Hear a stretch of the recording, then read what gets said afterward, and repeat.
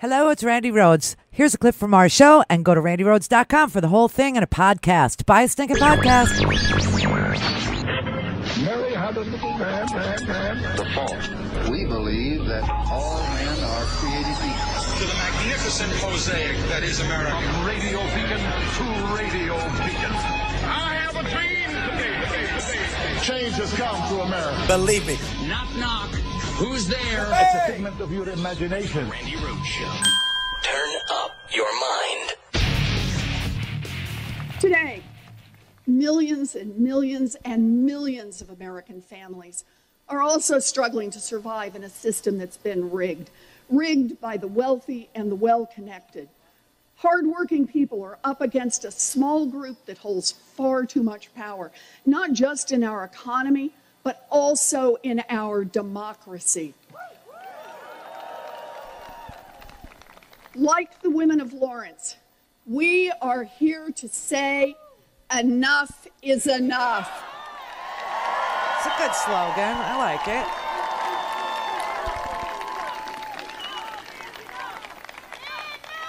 it. We are here to take on a fight that will shape our lives, our children's lives, and our grandchildren's lives just as surely as the fight that began in these streets more than a century ago.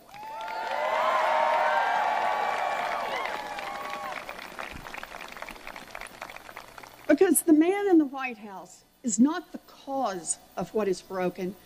He is just the latest and most extreme symptom of what's gone wrong in America. He's the result. A product of a rigged system that props up the rich and powerful and kicks dirt on everyone else.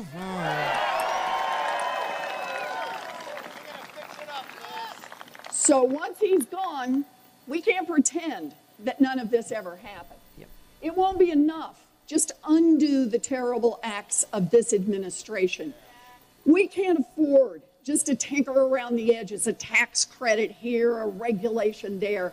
Our fight is for big structural change.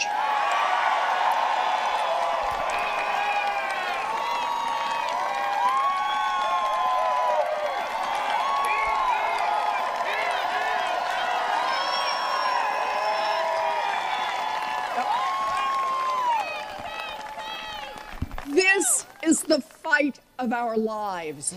The fight to build an America where dreams are possible, an America that works for everyone.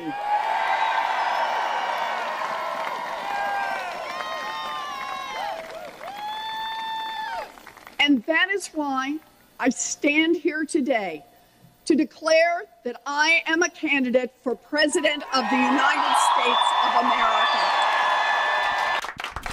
Number 4, Klobuchar was number 5. We have 5 women. I think she gets it. I really do. I think she understands that the 400 richest Americans, we looked it up. It's, what was it, Scott? The top 25 1,000ths of a percent? Was that 25 100,000th of a percent. Oh, my God. Oh, my God. They own, they have tripled their wealth since Ronald Reagan. They have tripled. And you know what's really sad about that number? You know, but it's not that they're, you know, we've learned this, weirdly enough, from Donald Trump, that being super wealthy does not mean that you are good with money. It means that you were born with money, which means politicians will work to get you even more money. And that's the sick system that we are striving in. This is the sick environment in which we wake up every morning at 6:30, 7:30, 8:30, whatever it is, and go to work and work all damn day and come home and bring groceries and cook dinner and feed the family and clean up after dinner and then start it all over again. That is the sick system. And if you're lucky, you're starting it all over again. Some people will do all that and then leave for their night driving job or, their Uber job or their 7-Eleven job or their... Now, Donald Trump eats McDonald's, but he's never been inside of a McDonald's. He doesn't give a damn about the wages of the person who makes his 300 hamburgers that he feeds to Clemson, right? He doesn't care. But here you have this statistic. The top 1% of the population has more money than the bottom 80% combined. And the 80% is misleading. It means everybody else. And we must have it's going to end up either one of two ways. We're either going to end up with an FDR-like president, or we're going to end up with a Robespierre-style revolution.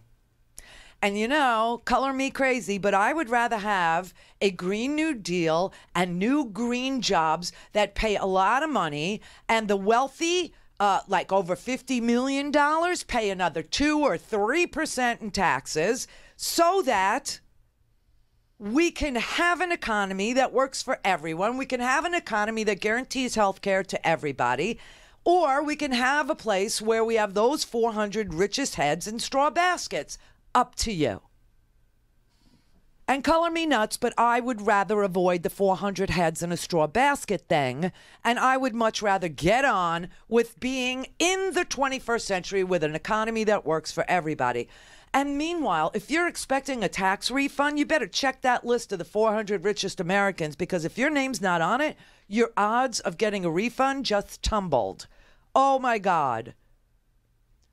The Trump tax cut, remember he promised you $4,000? You would get $4,000. And then, Paul Ryan, by accident, told you the truth that it would be about $1,000 and said, that's a lot of money. That's a lot of money for you. For you. $1,000 is a lot of money for you. But, a billionaire shouldn't have to pay $1,000, extra. I mean, it's just such a sick, twisted, sales job that they do. But here's what happened. People didn't understand that they needed to change their withholding on their W-4 forms. And only the stat that came out from Home Depot that employs, hundreds of thousands of people was that only 1% of the people working at Home Depot bothered to go to human resources, which is gross. That's such a gross expression, human resources.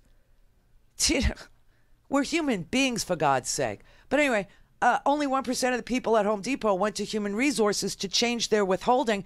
And Trump wanted it to look like you were getting more money in the same way that stupid comb over makes him look like he has more hair. And truly, the reality of it is much uglier than you think.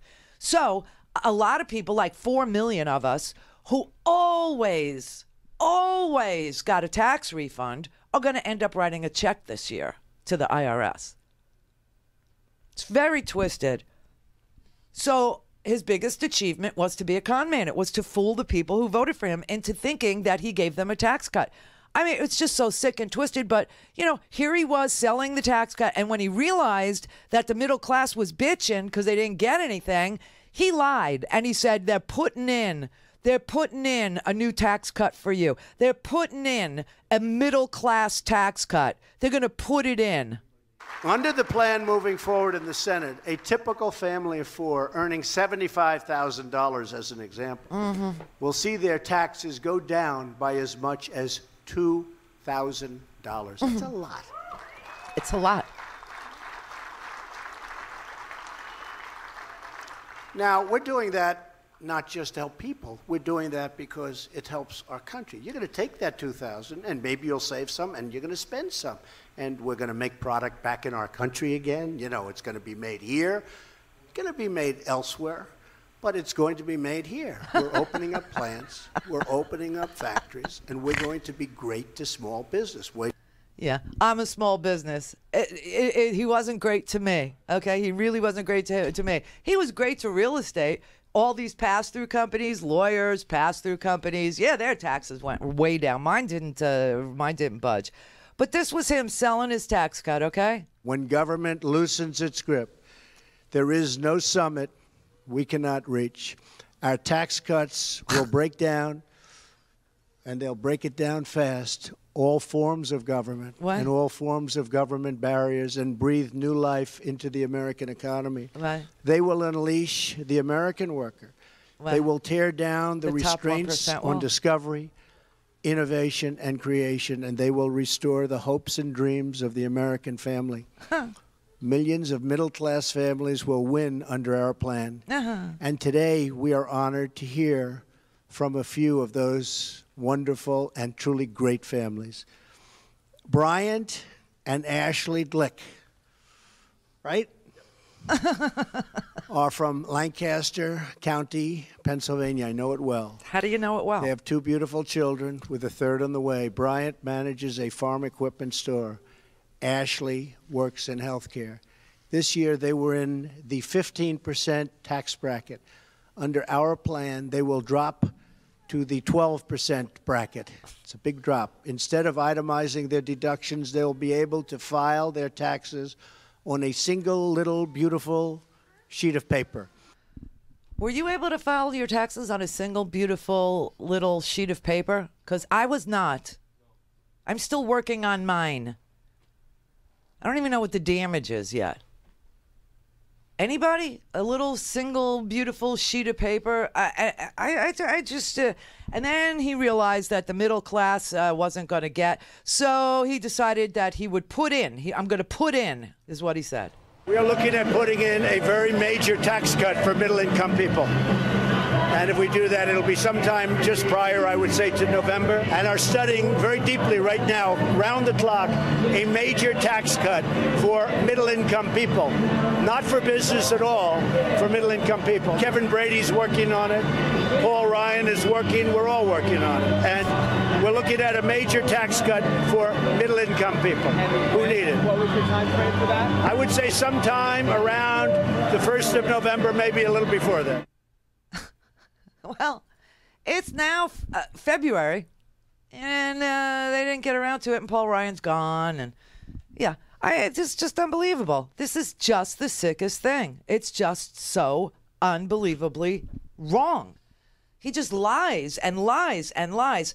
So here's the deal. When the Trump tax cut went into effect, they rejiggered the IRS withholding table. So if you've been taking the extra couple of dollars every week and buying yourself a beer, you already blew through your refund. Congratulations. And the richest Americans have tripled their wealth. Wow, what a plan. What a plan. So 4.6 million people who have gotten tax refunds their entire adult lives are going to be forced to write a check for the first time in their lives to the IRS on April 15th, assuming the government is not shut down. What a great president he is. Oh, you wanted somebody who would shake things up? You got shaken down, loser. You got shaken down. These numbers are staggering. Now, I have a longer clip of Elizabeth Warren laying out what's actually happened to the middle class, to the people who hope to be in the middle class, to even the people who thought of themselves as the upper middle class, versus the real household wealth of the top 1%. Go to RandiRhodes.com for the whole thing and a podcast. Buy a stinking podcast.